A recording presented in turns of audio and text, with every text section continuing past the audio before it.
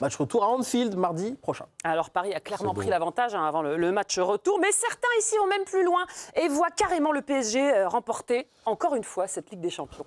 Pierre Boubillon, t'écoutes ? Ce que j'ai vu hier, quand même, me laisse à penser que c'est possible. Alors, il y a beaucoup de paramètres qu'il faut prendre en considération, justement, par rapport à ce match-là.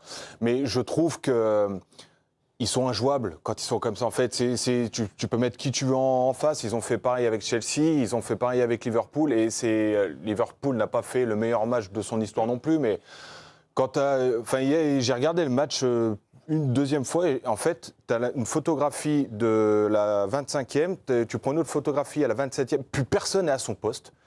Tout le monde est ailleurs, en fait, ça devient n'importe quoi, mais tout est organisé. C'est-à-dire qu'il a réussi à faire en sorte que cette équipe soit complètement illisible, tu peux préparer ce que tu veux, et ils peuvent répondre à toutes les problématiques. Et il y a quelque chose qu'il faut relever quand même, c'est qu'ils ont reporté 2 matchs de Ligue 1 pour jouer contre Chelsea et contre Liverpool. Moi, je pense qu'il va falloir qu'ils fassent un choix. Je m'explique. Là, sur les 4 semaines et demie prochaines, ils ont 11 matchs à faire. Ils ont 11 matchs à faire avec la Ligue 1 incorporée.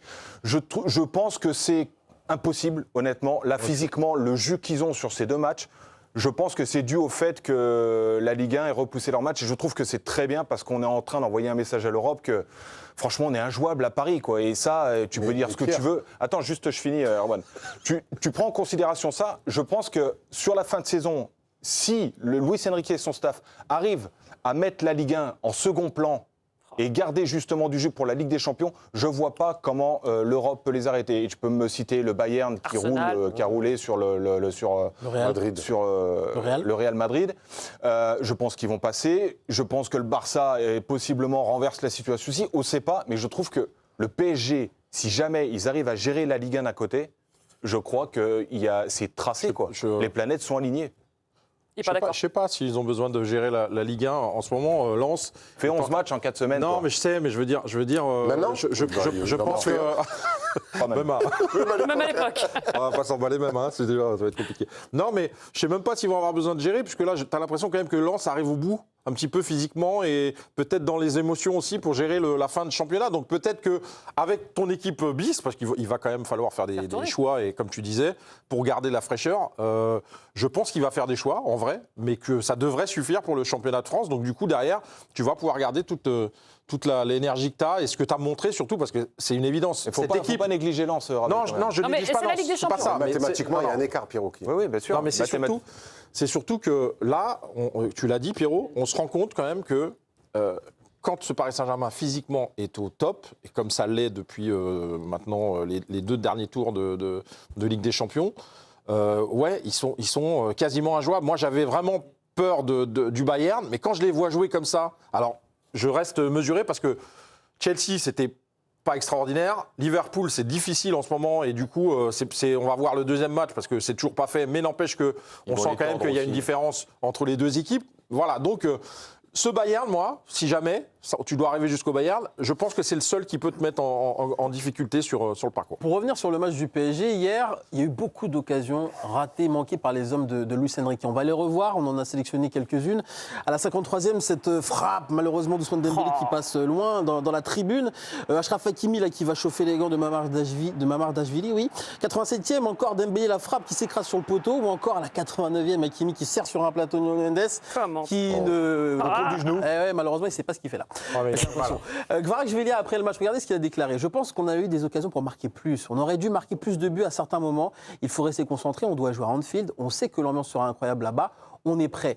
Erwan, est-ce qu'il t'en manque un petit peu quand tu vois la prestation hier du PSG et que tu te dis, ils ont mis que 2 buts finalement, ça peut se finir à 5 ou 6-0 normalement. C'est sûr que le score ne reflète pas la domination et la prestation des Parisiens hier qui ont survolé cette rencontre.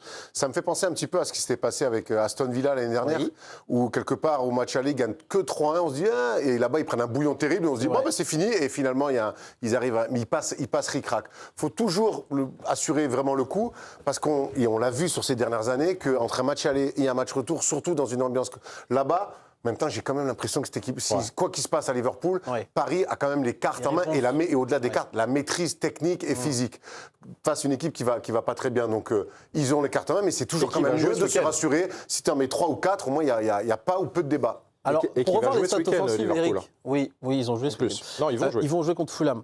Pour revoir les stats offensives du match, j'avais l'impression de voir un match de Ligue 1 moi hier soir. 18 tirs pour les Parisiens, 3 seulement pour Liverpool, aucun tir cadré. Ouais. Le nombre de ballons dans la surface touchés par les Parisiens, vous le voyez, 40, quand Liverpool n'a eu que 9 ballons à jouer dans la surface. Pierrot, ça t'a pas fait penser vraiment à un match de Ligue 1 hier soir ? Non, mais c'est le PSG récite sa leçon quand ils sont au summum de leur forme, c'est tout. Faut pas négliger le fait d'être concentré pendant banaliser 15 ce jours. qu'ils Pendant une semaine, ils ont que Liverpool à penser. Enfin, faut pas l'écarter ce paramètre-là, mais en vrai, je vous dis, moi, hier, j'ai regardé le match encore. Il y a des photographies où Nuno Mendes et Hakimi sont 6, Vitinha est à gauche, ça ressemble à rien. Et en fait, c'est exactement ce que tu n'apprends jamais en fait, dans le football. On a des cadres, on essaie de respecter des choses. Eux, ils ne respectent rien, mais tout en respectant un organisme collectif où ils ne sont jamais dépassés. T'as raison, Pierrot, mais ce que j'ai pas vu face à Chelsea, que j'ai pas vu hier non plus face à Liverpool, c'est, imaginons, l'Atlético passe. Tu les croises. C'est bien parti. C'est bien parti. Eux, l'Atlético, ils vont pas aller te chercher haut, ils vont pas aller te jouer, ils vont pas vouloir te battre sur le football. Par contre, tactiquement, eux, tout est... Tu vois, je pense que moi, j'en fais un grand favori et je trouve qu'ils ont un statut de tenant du titre qui respecte à merveille. Et après, un match, tu peux le perdre sur un détail. Donc ça, après, dire... C'est pour ça qu'aujourd'hui, dire de la réussite, d'aujourd'hui dire ils sont grands favoris. Moi, quand je vois le Bayern, je me dis, quoi qu'il arrive, il y aura un grand match de foot. Mais juste, je parle même pas du Bayern, je parle de l'Atlético. Tu vas avoir une opposition... Ouais, tu vas avoir une opposition qui va être âpre, beaucoup plus dure, des duels. Voilà, je sais pas si je suis curieux de les voir en tout cas dans cette opposition plus tactique qu'autre chose. Tu vois pas le PSG remporter une nouvelle fois cette Ligue des Champions ? Mais bien sûr que si, ils font partie des favoris, il y a aucun doute. On les attendait peut-être un petit peu plus tôt dans leur pic de forme. C'est ça. Ils sont arrivés un peu plus tard. Quoi qu'il arrive, ça reste le bon timing pour être en pleine bourre. Hein. Ouais, c'est ça. En fait, je pense que je le rejoins sur le fait que je m'attendais à ce que bien avant, il soit dans cette maîtrise-là en Ligue des Champions. Alors évidemment, il y a la fatigue, mais je pensais quand même que ça allait commencer un tout petit peu avant. Et le fait de les voir aujourd'hui, parce que moi, je l'avais dit, contre Chelsea, Chelsea, quand je les vois jouer comme ça avant, je me dis, ils vont se faire éliminer par Chelsea. Et du coup, derrière, ils te montrent ça, et derrière, ils te montrent ça contre Liverpool, et tu te dis, ah ouais, non, là en fait, c'est pas du tout. Là. Je trouve que ce que vous omettez, c'est que j'ai regardé, Vitinha, il est à son 102e match depuis 2 ans. Il est à 8000 minutes de jeu, sans vacances. Enfin, non, mais c'est pas rationnel. Ce qu'ils sont en train de faire, il faut vraiment comprendre que ce qu'est en train de faire Luis Enrique et son staff, c'est de l'expérimentation. Et c'est de l'orfèvrerie. Franchement, ils arrivent à faire un truc 2 ans d'affilée. Personne ne te dit le contraire. Non, mais même toi, le premier, on a eu des discussions ici, Pierre, où on se disait, Paris, de toute façon, on a été très cool avec eux sur la première partie de saison. En championnat, en Ligue des Champions, on s'est dit, de toute façon, Paris, avec l'année qu'ils ont vécue, on va les attendre en pleine bourre. Allez, fin février, début mars. Mais t'avais zéro certitude là-dessus. Mais on les attendait là. Et donc, ce que je dis, c'est juste qu'ils arrivent à peine plus tard. Bon, c'est OK.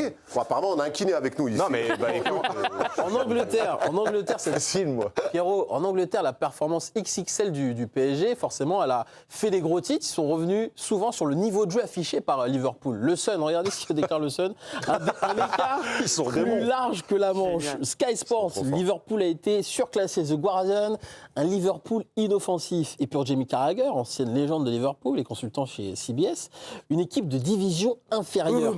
Arnaud Slot, le coach de Liverpool, a reconnu, lui, en conférence de presse d'après-match, que son équipe, elle était submergée, elle n'avait pas le niveau pour rivaliser avec le PSG. Je crois que dans les dernières minutes, c'était plus de la survie pour nous. Ils avaient la possession du ballon à un rythme incroyable sur tout le terrain. On a essayé de les presser haut, parfois ça marchait, mais souvent, ils arrivaient à nous passer en profondeur. On était dans la même situation l'année dernière, même si on avait gagné 1-0, le match était exactement le même. Mais le match à Anfield était complètement différent, alors on est content d'être encore dans le coup. Franchement, Eric, l'aveu de faiblesse, il est terrible, je trouve, pour un club comme Liverpool. Hier, ils sont venus à 5 défenseurs. C'était un Liverpool peureux. Et on n'a pas l'habitude de Déjà, il ça. s'est désavoué par rapport à son jeu. Oui. Il a changé complètement sa façon de jouer. Mais surtout, là, il dit c'était comme l'année dernière. Là, c'est pas comme l'année dernière, c'est pire. Parce que les ont été encore meilleurs que l'année dernière. L'année dernière, ils ont été très très bons, mais ils perdent 1-0. Là, ils gagnent 2-0. Donc ça veut dire que derrière, le retour, il va être très très dur. Et je te le disais tout à l'heure, il joue samedi contre Fulham. Tu m'as dit ça ? Et il y a 3 jours de différence. Ça veut dire que Paris, physiquement, déjà, ils les ont tués sur ce match-là. Je pense qu'il ne va pas y avoir de match sur le deuxième non plus. Erwan, tu voulais ajouter un truc ? Moi, je suis jaloux de ouf.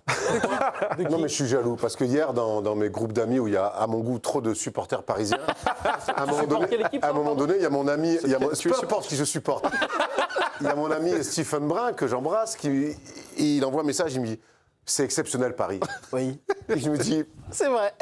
Je peux pas dire le contraire. ah ouais, les mecs, je fais les mecs, kiffez parce que ce que vous vivez là, j'avais mon pote Thomas, lui qui était en loge pour le coup, avec son fils et tout là-bas. Je me dis, mais en fait, vous vivez une période exceptionnelle. Et c'est bien de venir là-dessus de le dire parce que des grandes soirées de Ligue des Champions comme ça, des grands, depuis 2 ans, ce qui se passe, c'est quand même waouh. Donc, Incroyable. et après, j'ai chialé. Donc en fait, je suis jaloux de ça un petit peu. Voilà. Si tu veux, on parlera de Marseille, mais pour le logo tout à l'heure, c'est intéressant. D'accord, en fait, je suis là pour rendre hommage, je me fais chambrer.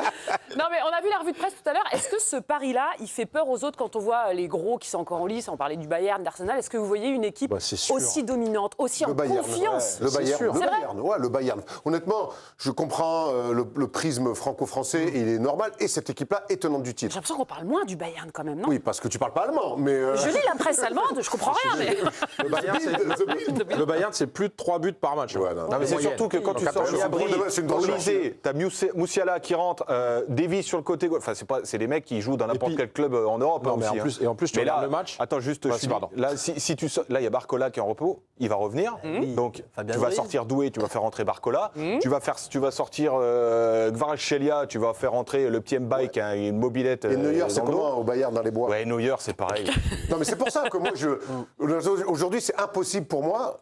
En restant le plus objectif possible, de dire Paris-Bayern, c'est la finale qu'on a envie de voir et que ça soit un match d'anthologie. Point, voilà, c'est tout. La seule question qui existe sur ce Paris Saint-Germain aujourd'hui, Safonov. Est-ce que tu vas rejouer? Est-ce que Safonov va être à la hauteur de. Mais il a même pas besoin de plonger. de Non, mais Ils ont ton fait 0 équipe. frappe hier. Ouais, mais Non, mais bon. ça veut dire que Ouais, t'as des mais le vrais Bayern doutes. contre le Bayern, si Oui. tu joues contre le Bayern après, Merci. attention. Eric, ça veut dire que tu as des vrais doutes sur le gardien du PSG? Bien sûr, j'ai des te doutes, rassure évidemment. pas Bah, de toute Moi non façon, Faudrait pas que je ne peux pas penser que il puisse enchaîner une deuxième saison.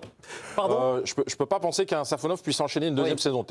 Je pense vraiment que tu es obligé de réfléchir à ce Oui, poste. Attention, Faudrait Erwan pas Elban. que Safonov devienne Savonov. Oh, joli. Le pire, c'est qu'elle est préparée. Bon, honnêtement, elle était spontanée, mais je voulais pas couper. Non, mais j'applaudis la vanne. Sans gardien, Savonov, mais c'est exceptionnel. Mais moi, je vais vous quitter, je vais aller sur les planches. Non, mon non, ami. tu restes avec nous. Rire Ça et fait- chanson, c'est pour toi, mon C'est le pays à l'équipe quand même, je te dis tout de Ça suite. fait plusieurs matchs dans le parcours du PSG dans cette Ligue des Champions que l'adversaire n'est pas à la hauteur, qu'on parle de Chelsea, qu'on parle de Liverpool. Est-ce que vraiment il y avait des équipes en bois en face ou est-ce que c'est Paris qui fait déjouer ses adversaires? Et ça peut être le cas contre l'Atlético, contre le Bayern. Quand tu surdomines des équipes comme ça, alors oui, tu peux dire en face, il n'y a personne, mais ils ont fait en sorte qu'il n'y ait personne en face. oui. Honnêtement, ce qu'ils font à Chelsea, dans l'impact physique dès le début du match, alors oui, on peut refaire la vie de Chelsea, c'est pas leur problème. En fait, les équipes qu'ils ont en face, Paris Saint-Germain, c'est pas leur problème. Ils viennent, ils récitent leur football, ils marchent sur tout le monde. Ouais. Si les mecs sont pas prêts à jouer, c'est pas leur problème. Mais la différence que je vois, moi, avec le Bayern, c'est que le PSG peut répondre à plus de problématiques. Je m'explique. Là, le Bayern contre le Real, en fait, ils les ont étouffés. Ils récupéraient les ballons tout le temps. La première relance du Real a tout le temps été ratée. Je pense que le PSG, si le Bayern fait ce genre de match-là, en fait, ils peuvent se faire punir, mais d'une manière sévère, tu vois. Et je pense que le Real ça n'a pas su le faire. Tant que ça Regarde Vini quand il arrive sur le côté, qu'il élimine Neuer et qu'il tire à côté. En fait, je trouve que ce Bayern-là a un handicap. C'est que si tu arrives à faire 1-2 passes pour te sortir du À pressing, chaque fois que tu ils élimines peuvent le- prendre la ouais, foudre c'est et vrai. reculer de 20 mètres.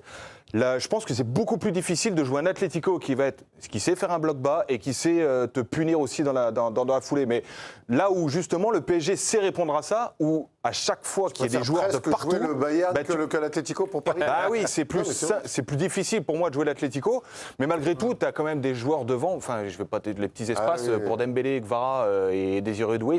J'ai pas l'impression qu'ils sont ennuyés avec le ballon autour de 3 mecs, quoi. Donc on verra. Bon, on est parti du postulat de départ de Pierre Boubi. Paris va regagner la Ligue des Champions. Rapide tour de table. Paris va regagner la Ligue des Champions, C'est Julien? oui. C'est un grand oui. C'est un oui pour Pierrot. Erwan? Ah oui, Non. Ah, pourquoi tu le dis en te marrant? Et Rabé? Bah, je vais dire oui, je suis obligé de dire oui. Bon, très bien. Du coup, c'est qui? Bayern? Le Bayern, moi je crois beaucoup au Bayern. C'est pas l'Atlético alors. Rendez-vous C'est pas l'Atlético. L'Atlético, je l'ai Mais vu. laissez-le, enfin. Il sait plus. En finale, l'Atlético. mardi 14 avril pour le match retour à Anfield, puisque Paris ne jouera pas ce week-end en Ligue 1. Leur match a été décalé. Et ça, on va en reparler dans la planète foot. Ça suscite quelques jalousies.